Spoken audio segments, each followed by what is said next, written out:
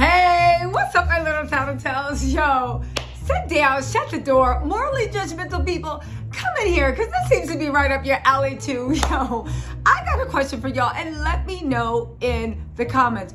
Why does everybody that got fired from RHOA hate Kandi Burruss so bad? Honestly, Kandi Burruss, people acting like she's from the Fire Nation, or walking around talking about there is no war and boss say sing, when really all she does is give, what is it, Water Tribe realness. I know, that was a little trivia for y'all that love Aang, the Last Airbender, not the M. Night Shyamalan, but the cartoon, Ride Till I Die. Honestly, why does everybody act like Kandi Burruss is the evil empire? Kandi don't do nothing but mind her business, it seems like, help her friends, and get a bag. Can someone let me know if she's done anything else? And no, I don't want to hear somebody's opinion of it that literally got fired for being a happy henny hoe because she slept with a stripper on camera, allegedly, while she was basically romancing the stone called that boulder head granddaddy she got Simon. She literally... What did Porsha do? And also, I want to talk about the ratings for The Real Housewives of Atlanta season 14. People are gloating because they're so low, which is a weird flex, because the reason they're so low is because last season was so pathetic that nobody wanted to come back and watch. Do you know how pathetic a season has to be that nobody wants to come back and watch? And for all y'all living in La La Land thinking a bunch of teasers where they give us little bits is bringing back an audience on the first episode, nah. Why was it so bad? Oh, and before I get into it, your girl Nene Leakes actually sabotaged her lawsuit once again by talking a little bit too much. Someone tell Nene to stop giving interviews. Yo, there was an interview that the Peach Report put up and they pulled down. I see what you did, Peach Report. But your girl got the whole got the whole interview, and you gonna hear how Nene literally fumbles her bag again. Y'all will talk about that. But anyway, before we do, hit that like, subscribe button. Don't forget, I am posting my recaps for Kandi and the Gang and for The Real Housewives of Atlanta. Make sure you look at them. But y'all, what in the world? First of all, what are we talking about? Let's talk about Kandi Burruss. First of all, if you guys don't know, Kandi and Todd stay getting in the bag. Now let's talk about where all this hate comes from. Is it just because Kandi's the only, not the only person, but the biggest person off of Real Housewives of Atlanta that figured out how to turn it into a bag? And unlike everybody else that's begging for a wedding special, Porsha, and literally fumbling their bag after they kikied with all the KKK members, right, on Bravo that they shared, Nene, Kandi actually took that bag and took it off of Bravo. Kandi's bag doesn't need Bravo. She's on the chai. She's on a talk show. She's this. She's that. And guess what, y'all? Well, you know what? I'll let you hear from Kandi's own mouth. Because apparently, word on the curve is her and Todd are producing a show, right?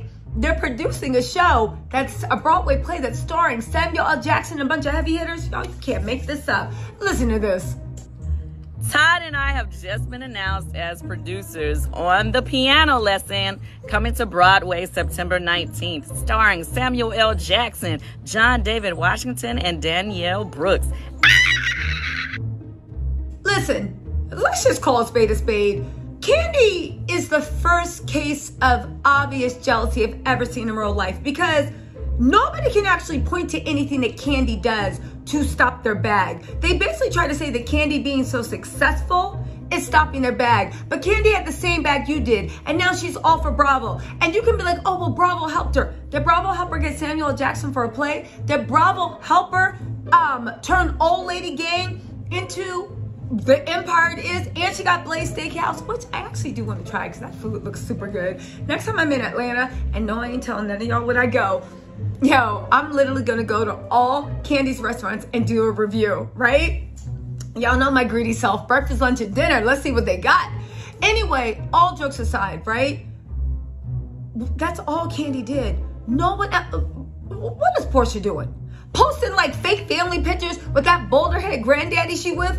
Honestly, what is Nene doing except for now putting in the lawsuit she should have done 7 years ago instead of being hot, cold with Bravo? Again, Kandi's bags aren't even all on Bravo. I think at this point, maybe 1/20th of her bags at Bravo. Everywhere else, she is growing and glowing. So what exactly is everybody's problem? The fact that she's successful, that sounds like a personal problem. Let's get into Real Housewives on 14. The way everybody thinks, season 14, the way everybody thinks that they're dragging them, when really it's just a self-own. Let me tell y'all something. Last season of Real Housewives of Atlanta was one of the worst seasons I've ever seen. Not just because it was shot ugly, looked like it was shot through a potato. Not because the producers couldn't really pick up any real storylines, but also because it was just pathetic. What did they do? We had first of all, it's centered around Porsha, as if she could carry the show. I, like many other people, found Porsha amusing when she was the dumb best friend, or when she was, that was her thing, like little ditzy, little goofy, you know, it's fine. You know, Kenya was the villain. Porsha was a ditzy sidekick, comedic relief. Nene was like the head honcho, right? Everybody had their role. Kandi was getting money, everybody's friend, unbothered, but don't test her. Everybody had a different role. RHOA was a pawn of production. Season 14 is Among Us. Season 13 was so bad with that thing about, what was the storyline? Porsha sleeping with a stripper like she was a dog in heat, right? Y'all can be Porsha fans all you want. Listen, it is what it is, right? She was sleeping with that guy allegedly, like she was a dog in heat. Then they spent the rest of the season dragging it out because, as we've seen from her family values, Porsha will lie and tell you the sky's purple, even when you're looking and being like, but I see that it is actually yellow, right?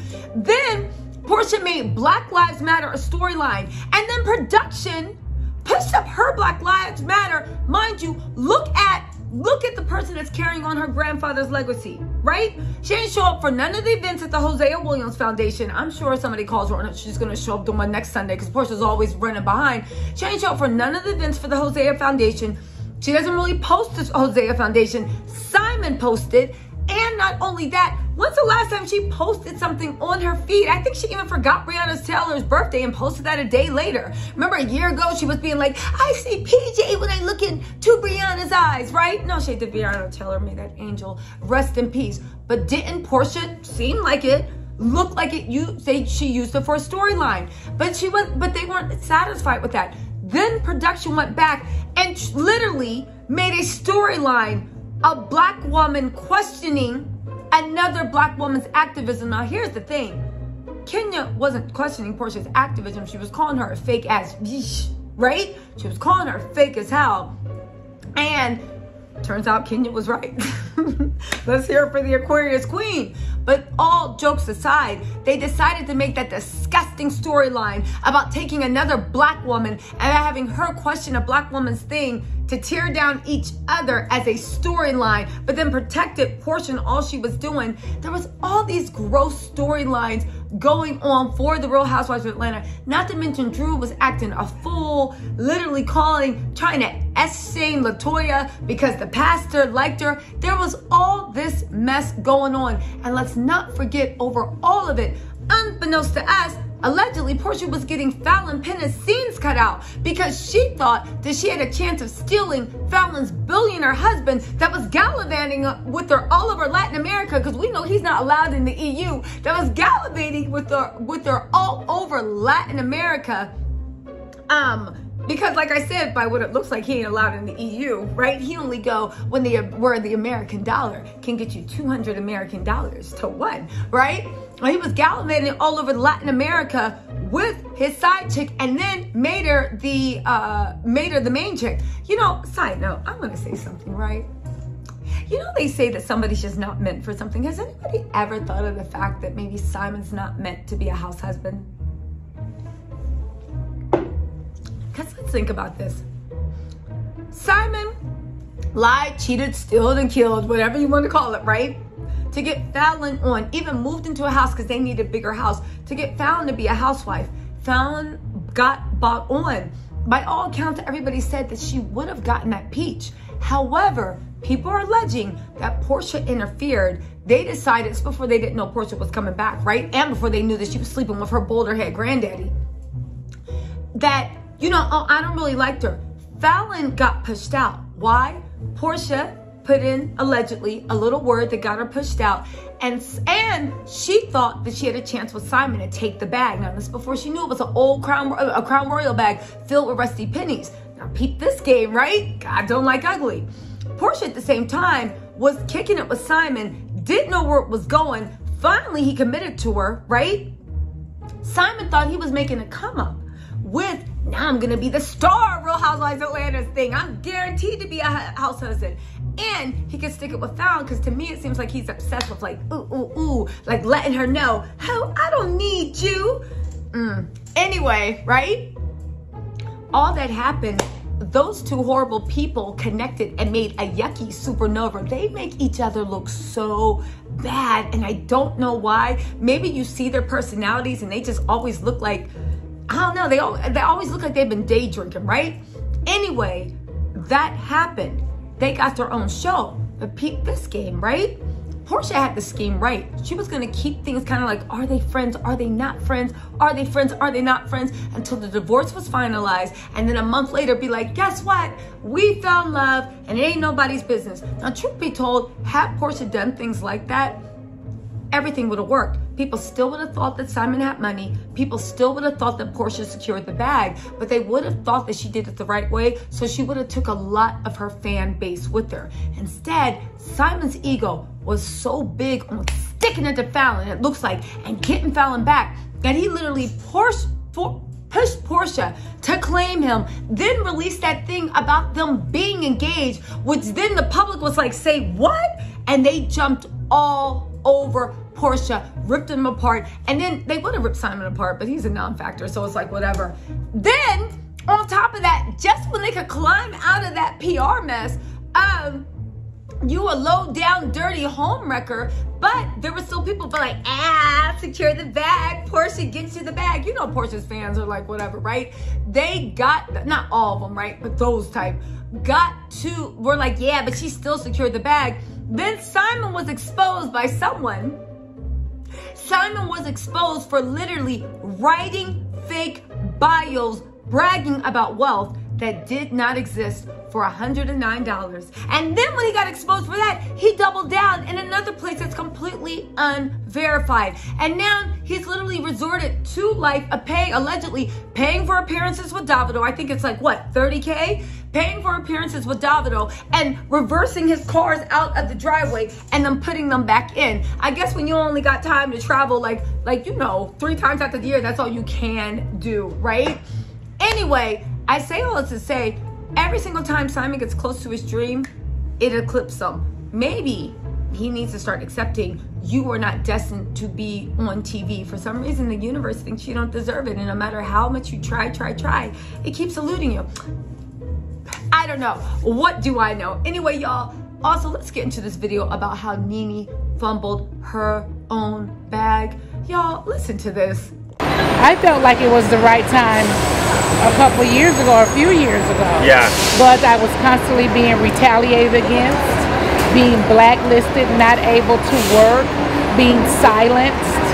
And so, you know, it was difficult to do.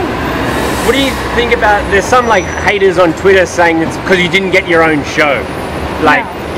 It's nothing to do with that? That is so small. That is so ridiculous. It doesn't make any sense. Right. We're talking about discrimination. We're not talking about a show.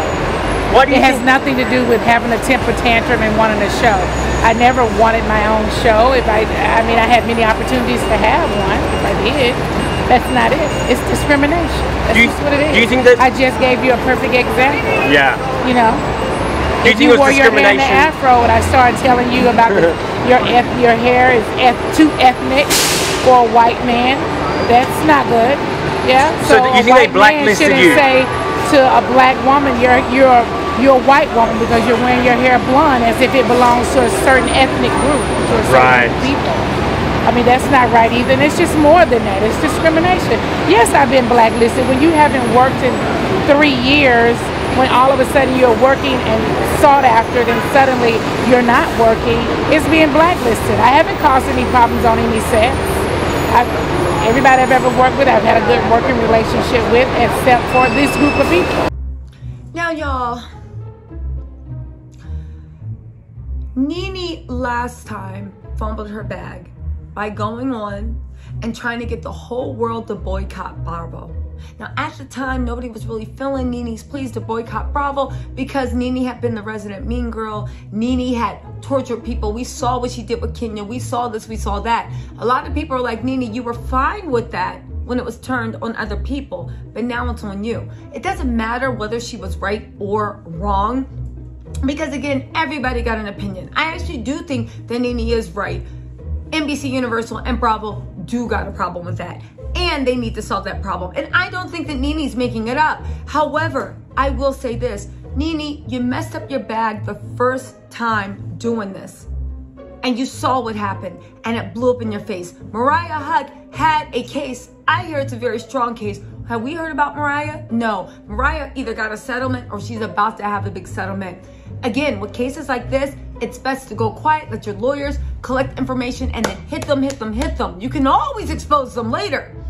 Again, but Nene's doing the same thing, even with this case. The merits of the case I am actually going to discuss with Just Jonda sometime this week. So there's that, right? However, no matter what the merits of the case are, and no matter how strong your case is, how the hell are you suing somebody saying that racism affected your jobs and your bag, and then you go on literally and admit that they offered you shows and they offered you this, and you're the one that turned it down?